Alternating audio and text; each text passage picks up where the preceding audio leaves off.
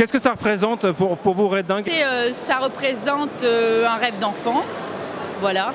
Moi, je rêvais pas forcément d'être actrice, je voulais être artiste. Je voulais être assistante de magicien à la base.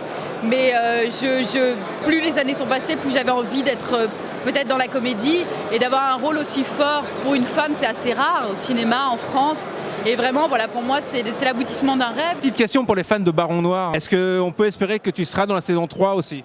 Écoute, d'après les auteurs et les retours qu'ils ont du personnage, il y a de très grandes chances, oui, que le personnage soit présent dans la saison 3. Parce que, pour rien se cacher, il est un peu en retrait dans la saison 2, mais on parle que de lui. C'est pour ça qu'on a fait naître le personnage et là, ils ont bien envie de s'amuser avec. Bonsoir. Ça vous fait quoi qu'on ait fait un prix pour vous au César? On n'a pas fait un prix pour moi. Mais non! D'abord, mais non, on n'a pas fait un prix pour moi. C'est pas juste de dire ça. Non. Et d'ailleurs, j'étais même pas au courant.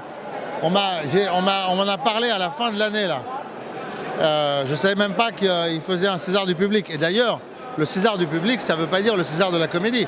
Il y a des années où il y a des films qui sont pas des comédies. Qu'on fait le plus grand nombre d'entrées, je sais pas, par exemple, non, comment, il y a eu, La Môme. C'est pas une comédie, La Môme. Non, t'es une belle ordure de penser que cette histoire était joyeuse.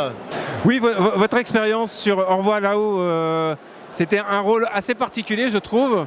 C'est un rôle assez jubilatoire parce qu'en même temps c'est un salopard, il est très dur à sauver lui parce qu'il est vraiment machiavélique.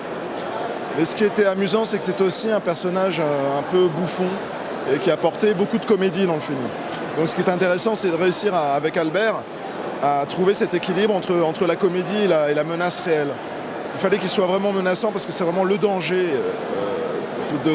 la menace pour ces deux personnages principaux qui sont Albert et Nawel. Donc il fallait qu'il soit vraiment, vraiment dangereux et en même temps qu'on rit de lui et que ce soit un méchant qu'on aime détester, quoi. Nicky Larson, on en est où? Écoute, Nicky Larson avance très bien, on doit tourner au mois de mai normalement pour une sortie l'année prochaine le 6 février. Alors au casting il y aura Brad Pitt, il y aura Ryan Gosling.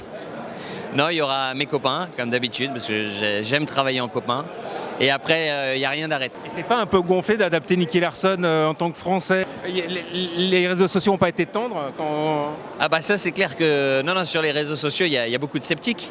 Que je peux comprendre, hein, c'est naturel, parce qu'il y a déjà eu plein d'adaptations de mangas faites avant, qui étaient, c'est vrai, ratées. Enfin, je pense faites par des gens qui ne connaissaient pas forcément les mangas. Donc mon défi justement c'est de ne pas trahir la mémoire collective de toute ma génération qui aimait ce dessin animé. Donc on va tout faire pour. Et dernière question, c'était comment d'être dirigé par Tarek? C'était une catastrophe, c'est-à-dire que voilà, Tarek est quelqu'un d'égocentrique, de manipulateur. C'est une mauvaise personne. Mais en tout cas je suis très heureux pour lui. Voilà, il va recevoir un prix ce soir du premier film qui aura fait le plus d'entrées dans l'année. Et c'est archi mérité, voilà. C'est mon premier prix, j'ai jamais eu de prix de ma vie. Même à l'école, rien. Donc voilà, je crois que mes parents ils vont être fiers. Et en plus le truc il est lourd, hein. C'est genre... au début tu te dis bon ouais, et après fait, tu te dis c'est lourd, ça prouve que c'est pas de la merde quoi, tu te dis bon. Non, je suis très content vraiment. Le prix de ce soir, oh écoutez, pour moi ça compte beaucoup. Comme je le dis un peu dans mon discours sur scène, c'est vrai que en fait l'honneur est pour moi, je suis pas française, donc j'ai toujours rêvé en arrivant en France de pouvoir tourner ici, d'être acceptée dans le cinéma français et avec mon accent, avec tout ce que ça implique. Et c'est vrai que la France était le pays qui m'a donné ma première chance, qui m'a toujours soutenue. Surtout le Festival de Cannes où j'ai vraiment commencé ma carrière et qui a vraiment été un aboutissement en 2017 pour moi. Donc je suis extrêmement reconnaissante du cinéma français. J'ai eu mes plus beaux rôles en France. Je dois beaucoup au cinéma français, donc très sincèrement, je suis extrêmement reconnaissante.